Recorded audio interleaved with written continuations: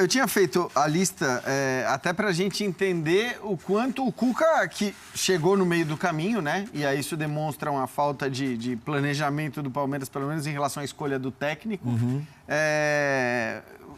Tem que se virar com esse calendário que o Arnaldo falou para montar um novo time. Caras que não estavam com ele no ano passado. Então, Luan, que até agora nem jogou, Juninho... Foi utilizado. Titular, hoje candidato a titular, Felipe Melo, Michel Bastos, Guerra, Borja, William, Keno e Mike. Todos esses são ou titulares em alguns jogos ou candidatos a titulares. Depois ainda tem Rafael Veiga e Johan. Talvez eu esteja esquecendo alguém aqui, mas acho que aqui estão os nomes mais relevantes. Se você olhar até do ponto de vista de desempenho, o William não está mal, né?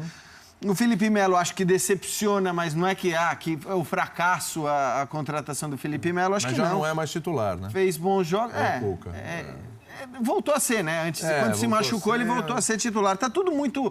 Quem é titular, quem não é titular, a gente não sabe bem. Essa é a questão, a gente não sabe bem, a gente não tem ideia desse time do Palmeiras, o que é. Então, e aí eu acho que assim, o que acontece no Palmeiras é que, claramente, o Cuca está encontrando dificuldades, ou não sei nem se dá para chamar de dificuldades, ele está ainda testando, experimentando para achar o seu time titular, a melhor formação que ele vai usar dentro e fora de casa. Vale lembrar, né? No ano passado ele usou formações bem diferentes em casa e fora de casa em muitas partidas, então acho que ele ainda está procurando isso.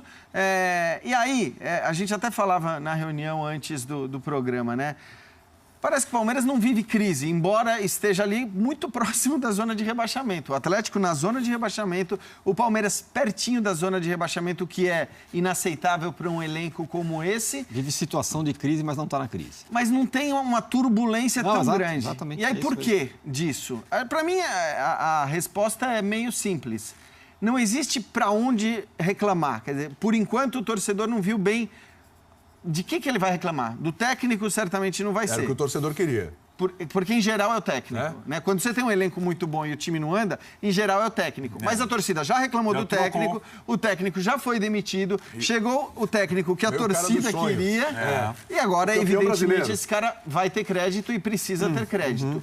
Do elenco... Convenhamos, pode faltar lateral esquerdo, pode faltar o reserva do Borja, mas também não dá para reclamar, né? Mas quem o Palmeiras quis... Aí envolve o presidente, o diretor e o patrocinador. Então, os caras estão contratando... Exatamente. Quer dizer, esses caras trabalharam para montar um elenco. Então, eu acho que, embora a colocação seja absurda para a qualidade do elenco, o desempenho seja muito fraco até aqui, eu acho que o torcedor não encontra muito para onde apontar o dedo. Quer dizer, não tem o bode expiatório. E tudo isso com o título na bagagem, né? Com o título na bagagem. E com uma Libertadores em disputa. E com uma... Então, e aí é isso. Quer dizer, muito foco voltado para a Libertadores e também, na minha opinião, uma ligeira evolução, sim, desde que o Cuca chegou.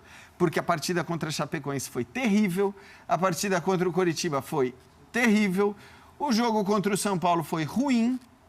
Acho que o jogo contra o Santos, se você olhar das derrotas do Palmeiras... Não foi um mau jogo. Foi certamente a partida em que o Palmeiras jogou melhor, criou mais. O Vanderlei, de novo, foi o melhor jogador em campo. Aliás, é impressionante. O gol do Santos foi irregular. Jogando... O Vanderlei. Eu não achei irregular. E aí se faz... O Palmeiras jogou contra a Chapecoense com time reserva. Contra a Coritiba, São Paulo mudou alguns jogadores. Mas o time reserva do Palmeiras tem que ser um time forte por tudo que o Palmeiras contratou. Mas são escolhas. Quer dizer, é claro que qualquer técnico... Pode ser do Real Madrid, pode ser o elenco da Juventus, os elencos mais poderosos, com os melhores bancos de reservas do mundo, os técnicos têm aqueles que eles acham que vão render mais dentro de campo e outros que têm que render bem também, mas tem que fazer escolha. Então, assim, o que não dá é para você querer jogar tudo. E isso está claro. Com esse calendário, é preciso escolher. E agora mais ainda. Agora a gente está falando, a fase da Libertadores não é mais fase de grupos, é mata-mata. Então, assim, me parece claro que para qualquer um a Libertadores, os 2 jogos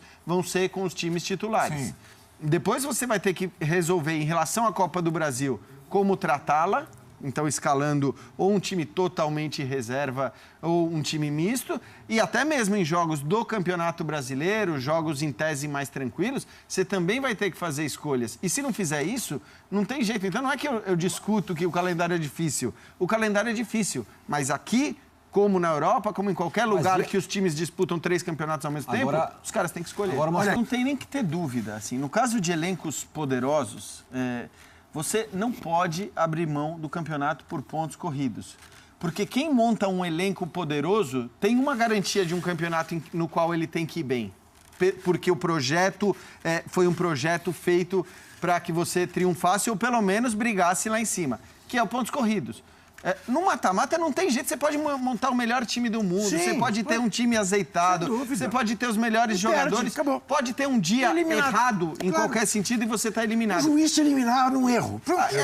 É exatamente o oposto para times que não têm força para brigar num campeonato por pontos corridos, 38 rodadas o tempo todo. Esses talvez devessem fazer escolhas para o mata-mata. Agora, eu acho que, por mais Atlético e Palmeiras, ou eles ganham 4 ou 5 jogos na sequência em breve, ou eles estão alijados da disputa pelo título brasileiro, não tem dúvida. Mas torcer para que o Corinthians não faça essa mesma série e o Grêmio não faça essa mesma série.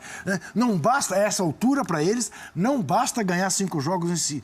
Tem que ganhar e torcer para que os que estão na frente não façam a mesma coisa. Eu acho que tem um erro, Jean, que está todo mundo cometendo, tem muita gente cometendo, que é o seguinte, é de fazer a diferença só para o Corinthians.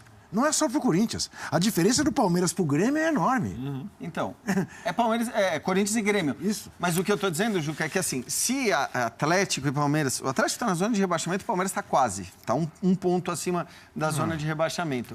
Se eles ganham 4 ou 5 jogos, do jeito que está o campeonato, basta olhar para a tabela, você sai da zona de rebaixamento para Libertadores. Você sai para a zona de Libertadores. E uma vez ali, o contexto já muda, o cenário já muda e tudo mais. Então, assim, é fato que esses dois times começaram tão mal que vão precisar ganhar na sequência 4 ou 5 jogos para voltar à briga pelo título, mas independentemente de conseguirem isso ou não, eu acho que esses times têm obrigação de levar a sério o Campeonato Brasileiro. E acho que eles não têm nem dúvida, até por conta de conquistas recentes, que a Copa do Brasil tem que ficar em segundo plano. O Palmeiras ganhou a Copa do Brasil no ano retrasado. 2 vezes nos últimos 5 anos. Exatamente. Então não tem nem o que pensar.